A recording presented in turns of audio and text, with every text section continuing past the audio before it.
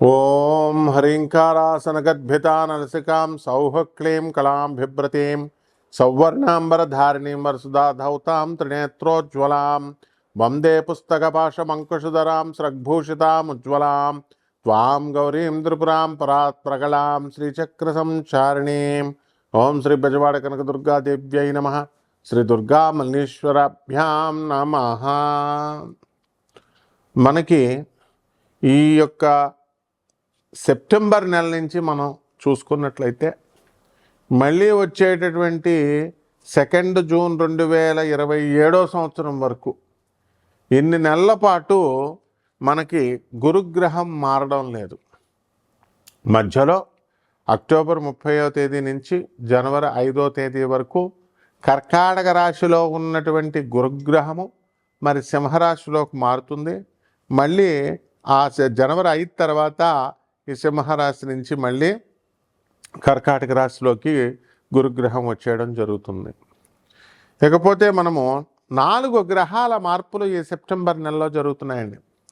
ఒకటి ఏమిటంటే శుక్రుడు ఈ యొక్క సెప్టెంబర్ 2వ తేదీ నుంచి తులారాశిలోకి మారుతున్నాడు.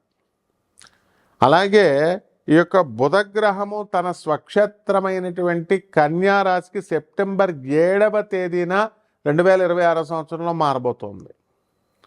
అలాగే మూడవది రవిగ్రహము కన్యారాశిలోకి సెప్టెంబర్ 17వ తేదీ నుంచి మారుతున్నాడు. అలాగే కుజగ్రహం వచ్చేసరికి కర్కాటక రాశిలోకి సెప్టెంబర్ 18 నుంచి 18వ తేదీన మారడం జరుగుతుంది. అలాగే మళ్ళీ బుధుడు తులారాశిలోకి సెప్టెంబర్ 26వ తేదీ 2026 సంవత్సరంలో మారడం జరుగుతుంది. ఇది సెప్టెంబర్ నెలలో జరిగేటటువంటి ప్రధానమైనటువంటి మార్పు. మళ్ళీ మనకి డిసెంబర్ 5వ తేదీన రాహువు కుంభరాశి నుంచి మనకి ఏ రాశిలోకి వస్తాడండి? మనకి మకర రాశిలోకి వస్తాడు. సింహరాశిలో ఉన్నటువంటి కేతుగ్రహము మనకి ఎక్కడికి వెళ్ళిపోతుందండి అని అంటే మనకి కర్కాటక రాశిలోకి వెళ్ళిపోతాడు. అప్పుడు ఈ విధమైనటువంటి గ్రహ మార్పులు కొన్ని 12 రాశుల వారి మీద కూడా జరుగుతాయి అన్నమాట. అయితే మార్చి నెలలో శని మార్పులు ఇవన్నీ మనం పరిగణలోకి తీసుకున్నప్పుడు ఈ యొక్క 12 రాశుల వారికి కూడా చాలా మార్పులు జరుగుతాయి. కొన్ని రాశుల వారికి మనకి కొన్ని శుభాలు జరుగుతాయి, కొన్ని రాశుల వారికి మనకి మిశ్రమ ఫలితాలు జరుగుతాయి, కొన్ని రాశుల వారికి టోటల్లీ అటర్ ఫ్లాప్ని చేయడానికి అవకాశాలు అధికంగా కనబడుతున్నాయి. కాబట్టి ఈ రాశి వారికి మనకి ముఖ్యంగా శుక్రగ్రహాన్ని కనుక మనం తీసుకున్నట్లయితే మనము అబ్జర్వ్ చేయండి, సినిమా రంగంలో ఉన్నటువంటి వాళ్ళందరికీ కూడా జూలై నెలలో యాక్సిడెంట్స్ అయినాయి. మళ్ళీ ఏప్రిల్ నెల నుంచి 2026 సంవత్సరంలో యాక్సిడెంట్స్ మొదలైనవి. మనకి ఏప్రిల్ 2026 సంవత్సరం నుంచి అక్కడ అత్యధికంగా మనకి యాక్సిడెంట్లు జరిగినాయి. చిరంజీవి గారికి సర్జరీ, బాలకృష్ణ గారికి సర్జరీ, తర్వాత రామ్ చరణ్కి యాక్సిడెంట్, తర్వాత ఈ యొక్క జూనియర్ ఎన్టీఆర్ గారికి యాక్సిడెంటు సర్జరీలు, తర్వాత మనకి రష్మిక మదన్నకి షూటింగ్లో దెబ్బలు తగలడాలు, అండ్ వరుణ్ తేజ్కి దెబ్బలు, ఇవన్నీ కూడా మనం చూసుకున్నట్లయితే జూలై నెలలో కూడా జరిగినాయి. ఈ సినిమా యాక్టర్లలో కూడా మనం ఈ షావుకార్ జానకి గారు నిన్న చనిపోవడము, ఆ తర్వాత మనము అంతకు ముందు కనుక వెళ్ళినట్లయితే మనకి ఎస్ జానకి గారి మరణము, లతా మంగేష్కర్ గారు, ఎంఎస్ సుబ్బలక్ష్మి గారు వరుసలో. ఇవన్నీ ఏమిటి కారణాలంటే శుక్రగ్రహం బాలేదు. శుక్రుడు మనకి కన్యా రాశిలోకి ఉన్నాడండి. ఎప్పుడు సెప్టెంబర్ 1, 2026 సంవత్సరం వరకు. అప్పుడు ఈ సినిమా యాక్టర్లకు వరుసగా అలాంటి ప్రమాదాలు ఇంకా ఉన్నాయి కాబట్టి జాగ్రత్తగా ఉండాలి వీళ్ళు. మరి ఆ తర్వాత సెప్టెంబర్ 2 నుంచి శుక్రుడు మంచి తన స్వక్షేత్రగతుడు అవుతున్నాడు. 12 రాశుల వారికి ఏ విధమైనటువంటి ఫలితాలు ఇస్తాయో మనం చూద్దాం. ముందే నేను సినిమా యాక్టర్ల గురించి ఇలా ఉంటుంది అని చాలా జాగ్రత్తగా చెప్పాను. కాబట్టి ఈ రాశి వారికి అందరికీ కూడా ఒక్కొక్క రాశి వారికి విడివిడిగా ఎలా ఉంటుందో చూద్దాం. తులారాశి. ఈ తులారాశి వారికి అందరికీ కూడా మీరు కోర్టుల కేసుల్లో ఇంతవరకు తిరుగుతున్నటువంటి వాళ్ళకి కాస్త రిలీఫ్ దొరకడానికి అవకాశాలు ఉంటాయి. అయినప్పటికీ ప్రభుత్వ సంబంధమైనటువంటి వ్యవహారాల్లో ఇంకా పూర్తిగా మీకు సహకారం అందలేదని చెప్పాలి.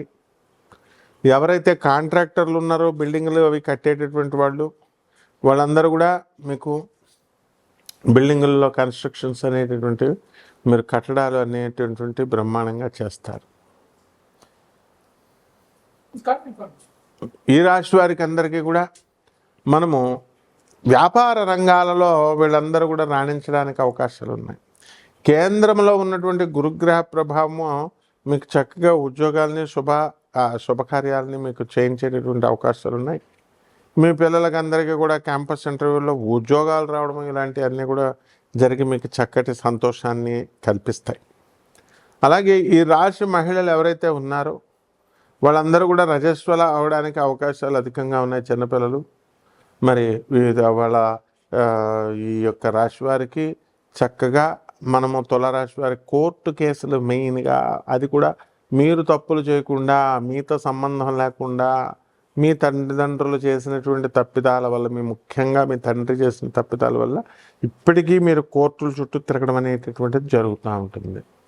అలాగే ఈ యొక్క రవి బుధులు ఇద్దరూ కలిసి కూడా వ్యయములో ఉన్న కారణంగా ప్రభుత్వాల నుంచి చక్కగా మీకు రావాల్సినటువంటి సబ్సిడీలన్నింటినీ కూడా ఆలస్యము చేయడము, ఆ విధంగా మీరు బుధాదిత్య యోగం పట్టింది కాబట్టి చక్కగా కార్లు కొనడము, వాహన లాభం వచ్చేసింది, మీకు కారుల్లో తిరగడం అనేటటువంటివి చేస్తారు.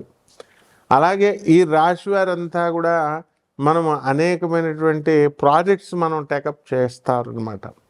డిస్కషన్స్ జరుగుతూ ఉంటాయి. సినిమా రంగంలో ఉన్నటువంటి వాళ్ళందరూ కూడా సినిమా కథలు, డిస్కషన్స్, ఈ విధంగా వీళ్ళకి కాలయాపన అనేటటువంటిది జరుగుతూ ఉంటుంది. అలాగే ఈ యొక్క రాశి వారికి అందరికీ కూడా కుక్క ఖచ్చితంగా ఈ రాశి వారిని చాలామందిని కరవడానికి అవకాశాలు అధికంగా కనబడుతున్నాయి. కాబట్టి కుక్కల విషయంలో చాలా జాగ్రత్తగా ఉండాల్సినటువంటి అవసరం ఉంది. రియల్ ఎస్టేట్ రంగంలో వీళ్ళందరూ కూడా మంచి బ్రహ్మాండమైనటువంటి స్థలాలు కొనడము, ఇలా అన్నీ కూడా చేయడం అనేటటువంటిది జరుగుతాయి. అలాగే వివాహాలు కానకుండా చేతులు కాల్చుకుంటూ వంటలు చేసుకుంటూ ఉండేటటువంటి బ్రహ్మచారులందరికీ కూడా, ఘోటక బ్రహ్మచారులకు కూడా వివాహాలు అయిపోవడానికి రాశి వారికి అవకాశాలు అధికంగా కనబడుతున్నాయి. కాబట్టి ఈ తులారాశి వారికి ఆకస్మిక ధనలాభము కలగడానికి అవకాశాలు అధికంగా ఉన్నాయి. అంటే మీకు ఇంత గతంలో ఇవ్వకుండా బాకీలు ఉంచినటువంటి వాళ్ళందరూ కూడా తిరిగి బాకీలు తీసుకురావడానికి అధికంగా అవకాశాలు కనబడుతున్నాయి. కాబట్టి రాశి వారందరూ కూడా మనకి తీర్థయాత్రలకు వెళ్ళడం అనేటటువంటిది జరుగుతుంది. సాధారణంగా ఈ తులారాశి వారిని అందరినీ కూడా ఎడ్డమంటే తెడ్డం అని అంటారనమాట. కాబట్టి అటువంటి ఈ యొక్క ఎడ్డమంటే తెడ్డం ఇలాంటి వదిలేసేసి మూర్ఖంగా కొంచెం సరళంగా వ్యవహారాలు చక్కబెట్టుకుంటే మంచిది. ఈ రాశి వారి అందరూ కూడా మనకి ఏలినాటి ఉన్నటువంటి వాళ్ళతో సహా మనం కనుక చూసుకున్నట్లయితే ఈ రాశివారు ఏం చేయాలండి? గురుచరిత్ర పారాయణ చేయాలి. ఓం శనేశ్వరాయ నమః అంటూ రావి చెట్టు చుట్టూ ప్రదక్షిణాలు చేయాలి. కేవలం రావి చెట్టు చుట్టూ ప్రదక్షిణాలు చేస్తే సరిపోద్దని నీళ్ళు వేయకుండా నీళ్ళు వేయాలి. చెట్టును పెంచాలి. మీ ఇంటికి తెచ్చుకొని ఆ చెట్టును పెంచుకొని, రావి చెట్టు కానీ మేడి చెట్టును కానీ తెచ్చుకొని, దేవతా వృక్షాలండి అవి, లేదా మారేడు చెట్టును వేసుకొని తులసి చెట్టుకి ఏ విధంగా అయితే మనం పూజ చేస్తున్నామో ముద్దుగా, ఆ విధంగా ఈ యొక్క రావి చెట్టుని, ఈ చెట్లని అందరినీ కూడా మీరు పెంచాల్సినటువంటి అవసరం ఉంది. అలాగే ఇది శ్రావణ మాసము, దీని తర్వాత భాద్రపద మాసం వస్తుంది.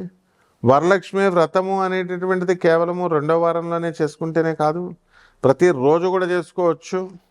ఏదో మూడో శుక్రవారం దగ్గరికి వచ్చేసరికి ఈ యొక్క వ్రతం చేయకూడదు, మరి పౌర్ణమి ఆ రోజు అని ఇలా పిచ్చి వాగుళ్ళంతా కూడా చాలామంది వాగుతూ ఉంటారు. కాబట్టి అవన్నీ పక్కన పడేసి లక్ష్మీ వ్రతము అనేటటువంటిది మీరు ఎప్పుడైనా చేసుకోవచ్చు. తదేవ లగ్నం తారాబలం చంద్రబలం తదేవ, ఇది గురువు ఎప్పుడైతే ఆదేశిస్తాడో చంద్రబలం తారాబలం అన్నీ కూడా సరిపోతాయి అన్నమాట. అంటే ఈ రాశి వారందరూ కూడా ఈ మనము పారాయణతో పాటు గానగాపురం వెళ్ళి దత్తాత్రేయ స్వామి వారి దర్శనం 6 నెలల లోపల ఏదో ఒకసారి చేసుకోండి. అలా కాని పక్షంలో చక్కగా మన బెజవాడ కనకదుర్గమ్మ తల్లి గుడి దగ్గరికి వెళ్ళి అక్కడ అమ్మవారి యొక్క దర్శనం చేసుకుంటే చాలు.